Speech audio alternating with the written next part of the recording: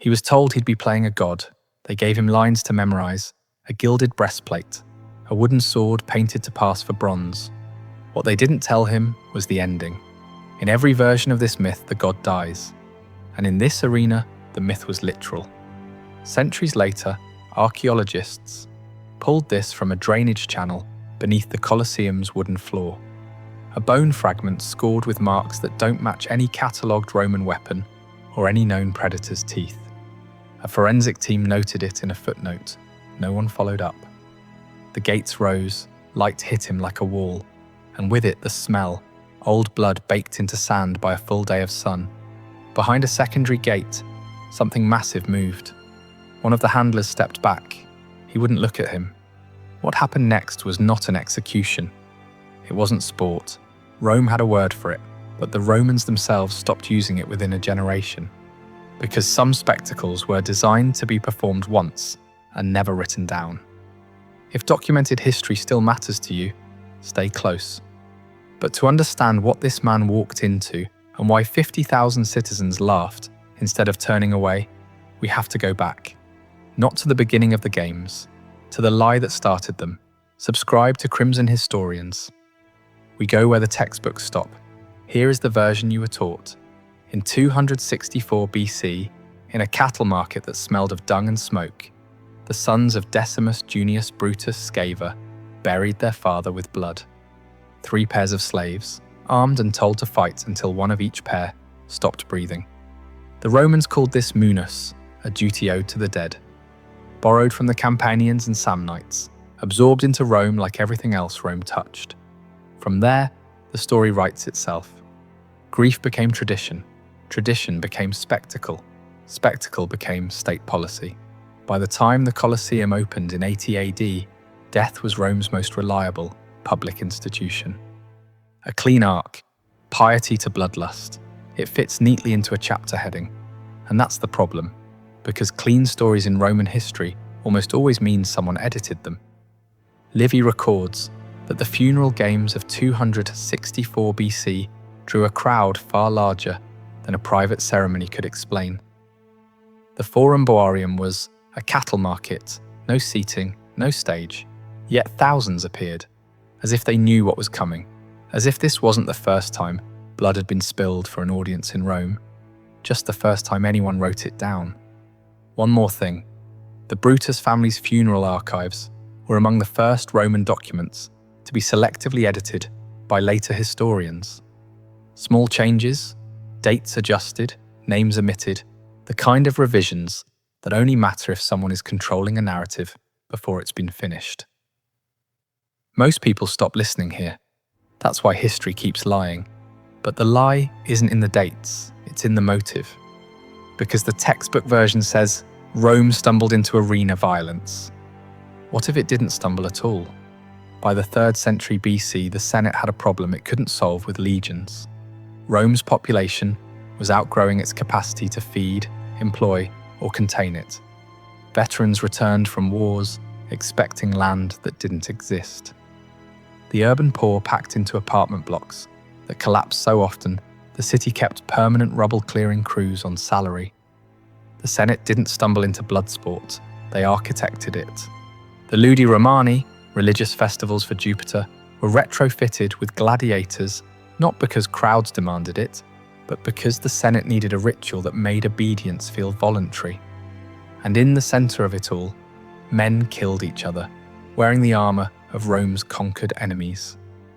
The Samnite with his heavy shield, the Thracian with his curved blade. Every fighter was a political cartoon, and every time one fell, the crowd was rehearsing Rome's supremacy.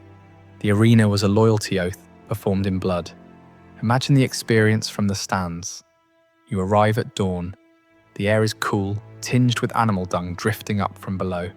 Vendors push through selling olives, garum at twice the price. Children run between rows. It is, in every measurable way, a day out. Below your feet, separated by 15 feet of stone and sand, a man in painted armor is learning that the animals have not been trained, that the wooden sword will not be replaced, that the second act he was promised does not exist. He can hear your laughter through the floor. This is no longer about what happened. It's about why it was allowed. And the answer is worse than cruelty. The answer is that nobody in those stands thought they were doing anything wrong. The system was designed so that participation felt like patriotism. The violence wasn't hidden, it was celebrated. And that is not a society losing control. That is a society functioning exactly as intended. When Emperor Titus opened the Colosseum in 80 AD, the inaugural festival lasted 100 days. Ancient sources claim 9,000 animals were killed. The number appears in multiple accounts. Historians repeat it dutifully. Nobody stops to do the math. The Colosseum's hypogeum could hold roughly 200 animals at capacity. 9,000 across 100 days means constant resupply. Caravans arriving before dawn, ships docking with caged beasts from 3 continents, an entire logistics operation running beneath the spectacle, invisible to the crowd, essential to the show. The games weren't events, they were supply chains. Pliny the Elder noted that animals common in certain regions a generation earlier were becoming impossible to find. North African lions, Atlas bears, hippopotami from the Upper Nile. He treated this as curiosity. Modern biologists recognize the signature of systematic ecological collapse driven by a single consumer. The arena didn't just kill animals, it emptied landscapes, and the scarcity was useful. Every year, the beast grew rarer, the cost rose. Every year, the cost rose, only the wealthiest could afford to stage hunts. Extinction was profitable. But the animals were only the visible cost. The supply chain that moved 10,000 beasts also moved people. Prisoners, condemned men and women catalogued and transported with the same precision as the lions they'd eventually face. And what happened to those people underground is something Rome worked hard to ensure nobody wrote down. The gladiatorial system was not what most people imagine. It was a regulated industry. Training schools called ludi operated across the empire.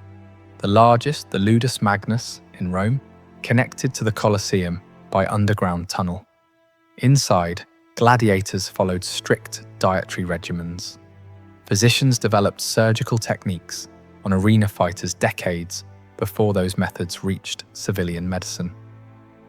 Bone fragments from gladiatorial barracks at Ephesus show advanced cranial surgery.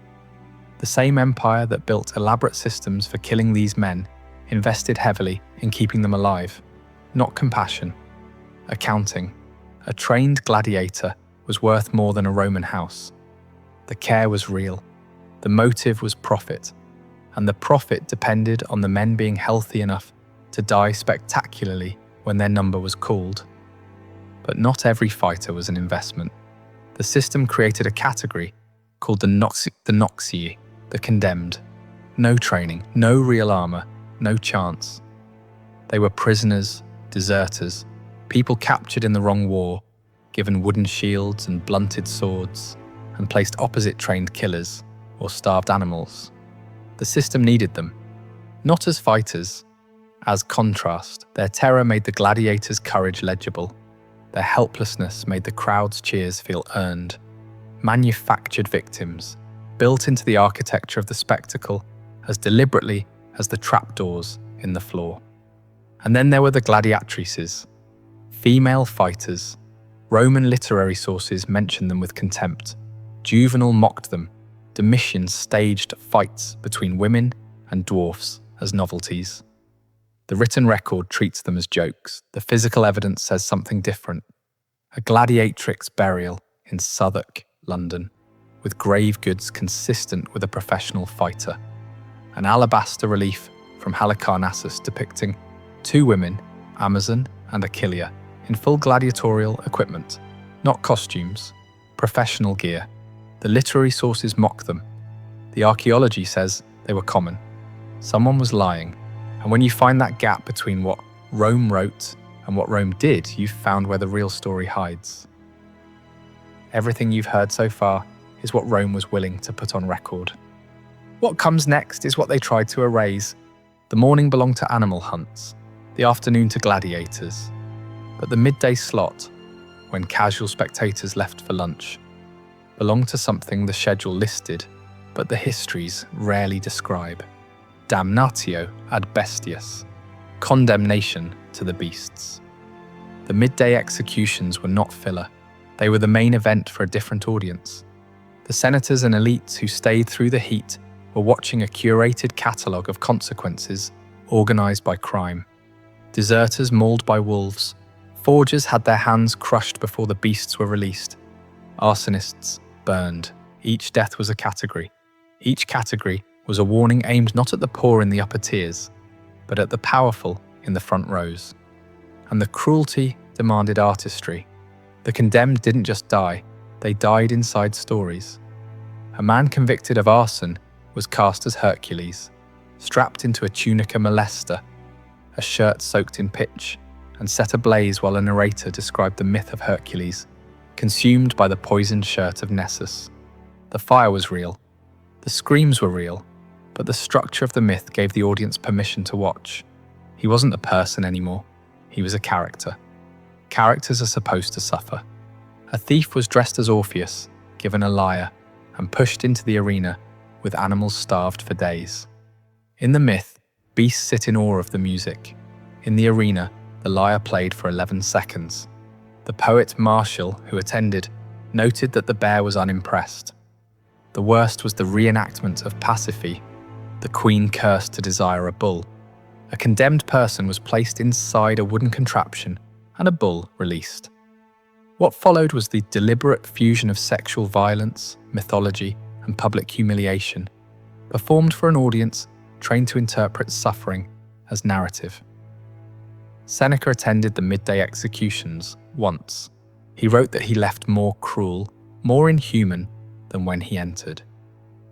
But the detail that matters is what he saw in the crowd: educated, literate citizens sitting through systematic torture and feeling nothing. Not excitement, not disgust, nothing. The arena had normalized the unthinkable so completely that cruelty no longer registered. It was just the midday slot. If stories like this disappear, we don't evolve, we repeat.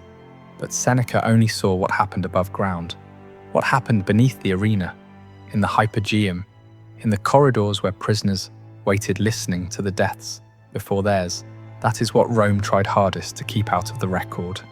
The Colosseum's hypogeum was not a basement. It was a machine.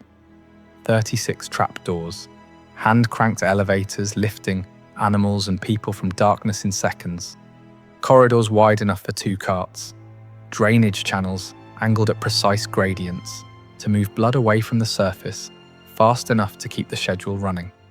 Recent excavations revealed what the